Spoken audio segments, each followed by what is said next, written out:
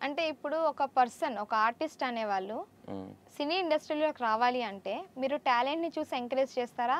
లేదు అంటే అందాన్ని చూసి ఎంకరేజ్ చేస్తారా? అంటే లైక్ సమంతలా క్యూట్ ఉండాలి, కాజల్‌లా అందంగా ఉండాలి, మోనాలిసా లాంటి కళ్ళు ఉండాలి. హ్మ్. అలా ఏమన్నా సెలెక్ట్ చేస్తారా?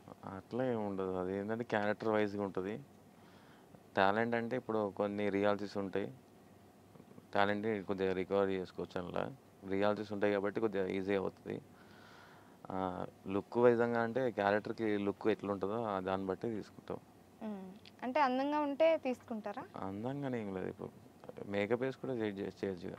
హ్మ్. ఇప్పుడున్న సెలబ్రిటీస్ అందరూ వితౌట్ మేకప్ కూడా బానే ఉంటారు కదా! విత్ హ్మ్. మేకప్ కూడా అంత స్క్రీన్ ప్రకారం మేకప్ ఉంటేనే బాగుంటారు కదా! హ్మ్. దాన్ని బట్టి చేస్తాం. హ్మ్. కొంతమంది మేకప్ లేకుండా బాగుంటారు. కొంతమంది మేకప్‌తో బాగుంటారు. హ్మ్. దానికి సంబంధం ఏం కాదు. అది క్యారెక్టర్‌కి సంబంధం అంతే. హ్మ్. క్యారెక్టర్‌కి సూట్ అవుతారా లేదా దాన్ని బట్టి.